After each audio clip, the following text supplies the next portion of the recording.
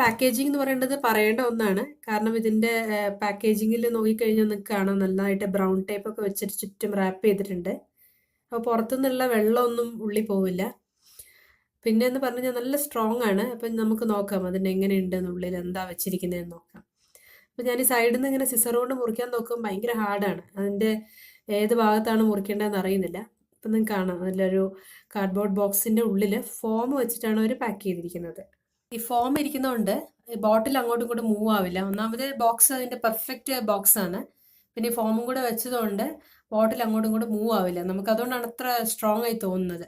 ഇപ്പം നിങ്ങൾക്ക് കാണാം ഒരു പ്ലാസ്റ്റിക് ബോട്ടിലാണ്. പിന്നെ എന്ന് പറഞ്ഞാൽ അതിൻ്റെ മേലെ ഒരു സീലുണ്ട്, ഒരു പേപ്പറിൻ്റെ സീലാണ്.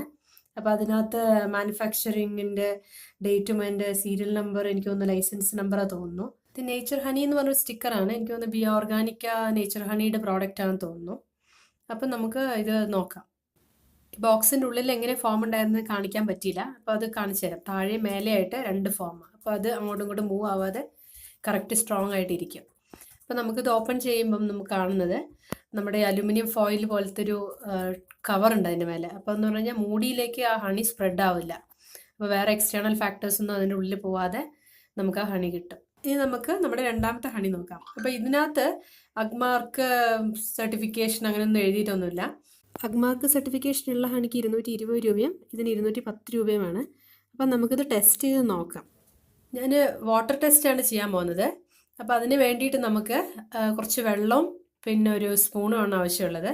അപ്പം ഞാനിവിടെ ഒരു ഇച്ചിരി വെള്ളം എടുത്ത് വെച്ചിട്ടുണ്ട്. ഇനി അതിലേക്ക് ഒരു സ്പൂണ് ഹണി ഒഴിച്ചിട്ട് അത് വെള്ളത്തിലേക്ക് മിക്സ് ആവുന്നുണ്ടോ എന്നാണ് നമുക്ക് നോക്കേണ്ടത്. നല്ല ഹണി ആണെങ്കിൽ സ്പൂണിട്ട് ഇളക്കാതെ അത് മിക്സ് ആവില്ല. ഈ ഹണി ടെസ്റ്റ് ചെയ്യുന്നതിൻ്റെ ഒപ്പം നമുക്ക് വേറൊരു കാര്യം കൂടെ നോക്കാം. നിങ്ങൾ ശ്രദ്ധിച്ചിട്ടുണ്ടായിരുന്നെങ്കിൽ മനസ്സിലാവും. ആദ്യം നമ്മൾ ഓപ്പൺ ചെയ്ത ബോട്ടിലിൽ അഗ്മാർക്കിൻ്റെ സർട്ടിഫിക്കേഷനുണ്ട്. പക്ഷേ ഈ ഫോറസ്റ്റ് ഹണിക്ക് അതില്ല.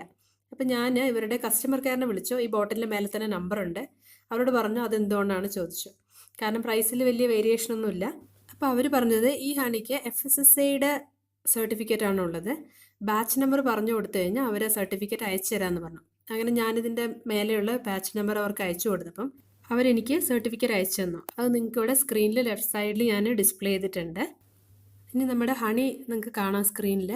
അത് ഒരു സ്പൂൺ ഇങ്ങനെ ഒഴിക്കുമ്പം താഴേക്ക് അത് പോയി സെറ്റിലാവുകയാണ്. ഒട്ടും വെള്ളത്തിൽ മിക്സ് ആവുന്നില്ല. ഞാനൊരു 2 മിനിറ്റ് വെയിറ്റ് ചെയ്തിട്ട് ഇനി ഞാനത് എടുത്ത് നോക്കാം എങ്ങനെയാണ് മിക്സ് ആയിട്ടുണ്ടോ ഇല്ലയോ എന്ന്. ഇപ്പം നിങ്ങൾക്ക് കാണാൻ പറയാം ഒട്ടും മിക്സ് ആയിട്ടില്ല. ഞാനത് സ്പൂണ് പൊന്തിക്കുകയാണ്. അപ്പോൾ അതിലുള്ള ഹണി താഴേക്ക് ഉറ്റി വീഴുമ്പം നിങ്ങൾക്ക് കാണാം നേരെ താഴെ പോയി സെറ്റിലാവുകയാണ്. ആ വെള്ളത്തിലൊട്ടും മിക്സ് ആവുന്നേ ഇല്ല. ഈ ഹണി ഇപ്പോൾ വാട്ടർ ടെസ്റ്റ് പാസ്സായി കഴിഞ്ഞു. അപ്പം നമുക്ക് ധൈര്യമായിട്ട് വാങ്ങിക്കാം.